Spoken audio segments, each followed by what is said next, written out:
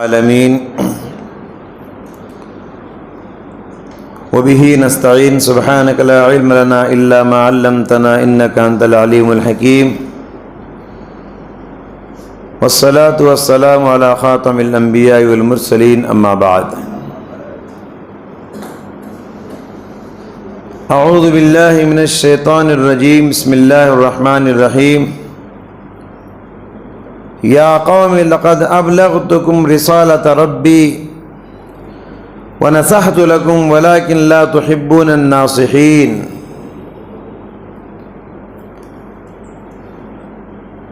سورہ اعراف کی آیت کریمہ آپ کے روبرو تلاوت کی گئی۔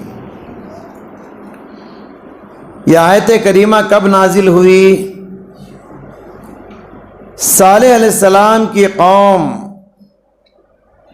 اپنی نافرمانیوں کے سبب عذاب الہی کا شکار ہو گئی، آسمانی عذاب ان پر آ گیا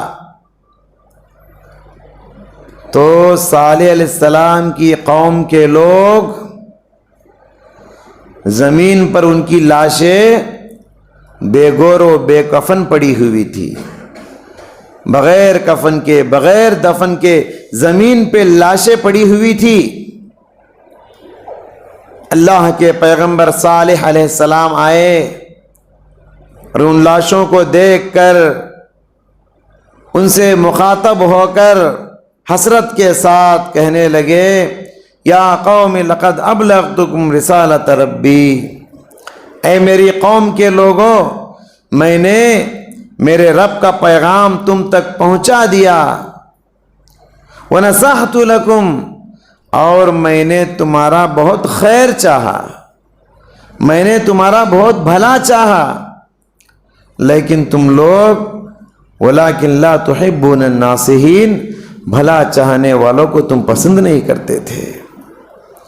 آج انجام تم نے دیکھ لیا نا، عذاب الہی کا شکار ہو گئے نا۔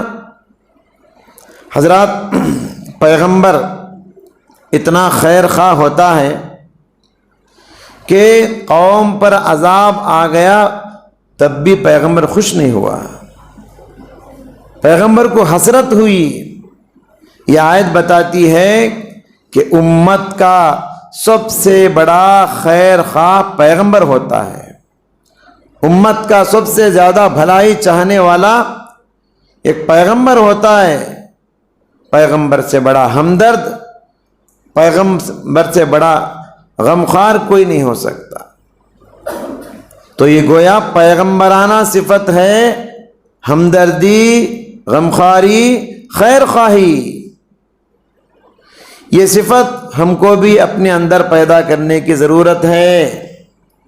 دوسروں کا بھلا چاہنے کی صفت، دوسروں کا خیر چاہنے کی صفت، یہ اتنی اونچی صفت ہے، پوری اسلامی تعلیمات کا خلاصہ اگر ایک لفظ میں آپ کو بتاؤں تو وہ ہے خیر خواہی۔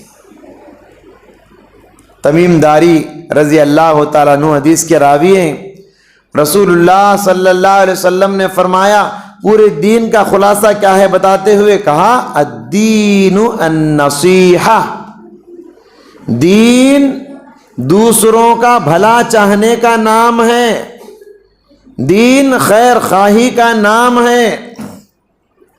اللہ کے نبی صحابہ سے بیعت لیتے تو بیعت لیتے ہوئے خاص طور پر خیر خواہی کی بیعت لیتے۔ حضرت جریر بن عبداللہ البجلی رضی اللہ تعالیٰ عنہ اللہ کے نبی سے بیعت کرتے ہوئے خاص طور پر انہوں نے اس بات کی نصیحت کی وَالنُّصْحُ لِكُلِّ مُسْلِمٍ، ہر مسلمان کے ساتھ میں بھلا چاہوں گا، ان کا خیر چاہوں گا۔ بیعت کے بعد اپنی اس بیعت پر بیعت کو انہوں نے اس صفت کو کیسے نبھایا، ان کی زندگی کا ایک واقعہ میں آپ کو سناتا ہوں۔ حضرت جریر بن عبداللہ البجلی رضی اللہ تعالیٰ عنہ نے اپنے غلام کو مدینے کے مارکیٹ کو بھیجا، جاؤ ایک گھوڑا خرید کے لاؤ۔ گیا گھوڑا خرید کے لایا، کہا کتنے کا ہے گھوڑا؟ غلام نے کہا کہ 2000 درہم کا ہے گھوڑا۔ حضرت جلیل نے دیکھا، ارے یہ تو گھوڑا بہت خوبصورت لگتا ہے، بہت تازہ ہے گھوڑا، بہت اعلیٰ نسل کا گھوڑا، بہت خوبصورت گھوڑا، کس نے تم کو اتنے سستے دام میں دے دیا؟ ارے یہ تو بڑا قیمتی گھوڑا ہے، اتنا سستے میں کون دے دیا تم کو؟ نادان ہے وہ، چلو مجھے گھوڑے کے مالک کے پاس لے چلو۔ غلام لے کر گیا۔ حضرت جریر بن عبداللہ نے گھوڑے کے مالک سے پوچھا، گھوڑے کو تم نے کتنے میں بیچا ہے؟ اس نے کہا کہ 2000 درہم، 200 درہم۔ تو حضرت جلیل نے کہا، ارے تم بہت نادان لگتے ہو، مارکیٹ میں تو اس طرح کا اعلیٰ نسل کا گھوڑا 200 درہم میں نہیں 400 درہم میں بکتا ہے۔ مزید 200 درہم نکال کے اس کے جیب میں ڈال دیا۔ اسے کہتے ہیں خیر خواہی۔ سامنے والا نادان ہے تو اس کی نادانی کا غلط فائدہ ہم لوگ نہیں اٹھا سکتے، تو اسے خیر خواہی کہتے ہیں۔ اسلام خیر خواہی کا مذہب ہے، اور خیر خواہی یہ جتنی عظیم صفت ہے اس کے تقاضے بھی اتنے عظیم ہیں۔ زندگی میں کبھی کسی مجبور کی مجبوری کا غلط فائدہ نہیں اٹھانا چاہیے۔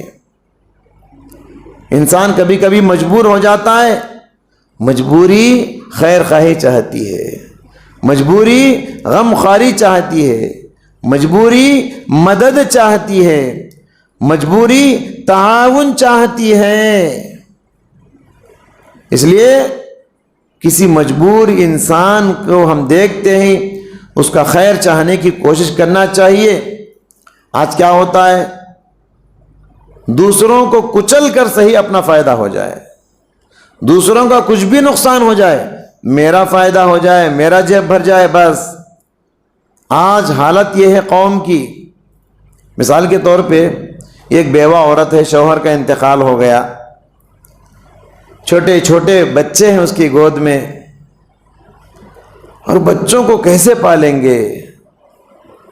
بیچاری کا ایک ہی گھر تھا، اب بیچاری بچوں کو پالنے کے لیے، ان کو کھانے پینے کے بندوبست کرنے کے لیے بیچاری گھر بیچنے بیٹھی ہے، گھر بیچنے بیٹھی ہے۔ اب مومنانہ کردار کیا ہے؟ لوگ کیا کرتے ہیں، ایسی عورت کے پاس جاتے ہیں اور خوب اپنا فائدہ اٹھاتے ہیں، جتنا ہو سکے اس کا دام گھٹاتے ہیں اور گھر خریدنے کی کوشش کرتے ہیں۔ لیکن مومن یہ کام نہیں کرتا۔ جو سچا مومن ہے وہ کیا کرتا ہے؟ عورت کے پاس جاتا ہے، نصیحت کرتا ہے، تم گھر بیچنے بیٹھی ہو، گھر بیچو گی تو کہاں رہو گی؟ وہ کیا کرتا ہے؟ اس کے کھانے پینے کے بندوبست کرتا ہے، دوسروں کو ساتھ لے کر اس کے کھانے پینے کا مکمل انتظام کرتا ہے اور اس کو گھر بیچنے سے بچاتا ہے۔ یہ مومنانہ کردار ہے۔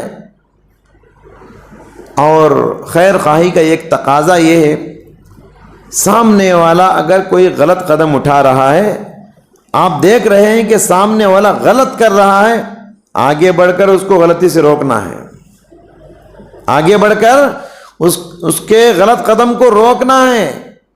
اگر آپ یہ سوچتے ہیں غلطی میں کر رہا ہوں کیا، سامنے والا غلطی کرتا ہے، جاتا ہے، جائے وہ بھاڑ میں، میرا کیا لینا دینا اس سے، جہنم میں جاتا ہے، جانے دو۔ اگر آپ ایسے سوچیں آپ کی، تو آپ مومن نہیں ہیں۔ غلطی کرنے والا غلطی کرنا چاہتا ہے تو اس کو روکنے کی ہماری پوری کوشش ہو، یہ خیر خواہی ہے، یہ خیر خواہی ہے۔ سامنے والا کوئی مشورہ پوچھتا ہے، اچھا مشورہ دینا یہ خیر خواہی ہے۔ پیارے نبی نے فرمایا المستشار مؤتمن، مشورہ دینے والا امانت دار ہے، امانت داری سے مشورہ دے، صحیح مشورہ دے۔ مثال کے طور پہ اللہ کے نبی صلی اللہ علیہ وسلم کے پاس ایک عورت آئی، فاطمہ بنت قیس حدیثوں میں اس کا نام ہے۔ اس کے شوہر نے اسے طلاق دے دیا۔ طلاق جیسے ہی دیا، عورت کے پاس رشتے آنے لگے فاطمہ بنت قیس کو۔ وہ خاتون پیارے نبی کے پاس مشورہ لینے آئی، کہا اللہ کے نبی میرے پاس رشتے آ رہے ہیں، 2 رشتے آئے ہیں، ایک رشتہ ابو جہم کا، ایک رشتہ ابو سفیان کا۔ اللہ کے نبی میں آپ سے یہ پوچھنے آئی ہوں کہ ان دونوں میں کس سے شادی کروں میں؟ پیارے نبی جانتے تھے ان کو۔ پیارے نبی نے فرمایا اما ابو جہم فرجل ضراب للنساء، رہا ابو جہم یہ عورتوں کو بہت مارتا ہے، واما ابو سفیان، اور رہا دوسرا شخص جس کا تم نے ذکر کیا، کہا کہ فصعلوکن، عفواً ابو سفیان نہیں، معاویہ ہے ان کا نام، واما معاویہ فصعلوکن لا مال لہ، رہا دوسرا رشتہ تمہارے پاس آیا معاویہ کا، یہ معاویہ ایسا آدمی ہے، بہت غریب آدمی ہے، وہ خود اس کے پاس پیسہ نہیں، شادی کر کے تم کو کیسے پالے گا؟ تو میرا مشورہ ہے کہ ان دونوں سے شادی نہ کرو۔ اور تیسرا رشتہ اللہ کے نبی نے ان کو بتایا کہ اسامہ بن زید سے تم شادی کر لو رضی اللہ عنہ، اور اسامہ بن زید یہ غلام ہیں، اور فاطمہ بنت قیس بڑے خاندان کی خاتون، ان کا دل نہیں مانا ان سے شادی کرنے کو، لیکن کریں کیا؟ مشورہ کس کا ہے؟ نبی کریم صلی اللہ علیہ وسلم کے مشورے میں خیر ہوتا ہے، آگے بڑھ کے شادی کر لی۔ فاطمہ بنت قیس کہتی ہیں میں اسامہ بن زید سے شادی کر کے زندگی میں بڑا خیر دیکھی، بڑا سکون پائی، اگر میں اسامہ سے شادی نہ کرتی تو زندگی میں بڑا نقصان اٹھاتی۔ تو بتانا یہ ہے کہ سامنے والا کوئی مشورہ پوچھتا ہے تو صحیح مشورہ دینا چاہیے۔ آج شادی کے رشتے ڈھونڈنے والے کیا کرتے ہیں؟ وہ کماتا ہے 10,000 روپے، بولتے ہیں 20,000 کماتا ہے، بڑا چڑھا کے بولتے ہیں کسی نہ کسی طریقے سے رشتہ لگ جائے اور اس کا جیب بھر جائے۔ تو یاد رکھیے رشتوں کے معاملے میں امانت داری سے کام لینا ہے۔ مجھے بتائیے کیا اللہ کے نبی غیبت کرتے ہیں؟ جی کیا اللہ کے نبی کبھی زندگی میں کسی کی غیبت کیے؟ لیکن یہاں 2 آدمیوں کی غیبت کیے، کہا کہ معاویہ وہ غریب آدمی ہے اسے شادی مت کرو، اور ابو جہم عورتوں کو بہت مارتا ہے اس کی غیبت کیے۔ تو جب مشورہ طلب کیا جاتا ہے تو جیسی بات ہے ویسی بتانا ہے، اگرچہ کہ وہاں غیبت ہو رہی ہے۔ اگر آپ غلط سلط بتائیں گے، برے آدمی کو اچھا کہیں گے، تعریف کریں گے، عورت شادی کر لے گی، زندگی عذاب بن جائے گی اس کی آپ کے یہ غلط مشورے سے۔ تو خیر خواہی کا تقاضا یہ ہے کہ آپ صحیح مشورہ دے سامنے والے کو، غلط مشورہ کسی کو نہ دے۔ تو بہرحال تمام باتوں کا خلاصہ یہ ہے کہ ہم سب کو سامنے والے کا بھلا چاہنا ہے، سامنے والے کا خیر چاہنا ہے، اسی کو خیر خواہی کہتے ہیں، اسی کو ہمدردی کہتے ہیں۔ دعا ہے اللہ تعالیٰ سے اللہ تعالیٰ ہم سب کو ایک دوسرے کا خیر خواہ بننے کی توفیق عطا فرمائے۔ اے اللہ ہم سب کی عبادتوں کو قبول فرما، تراویح کو، تہجد کو، دعاؤں کو، روزے کو سب کو قبول فرما، آمین۔ وآخر دعوانا ان الحمد للہ رب العالمین۔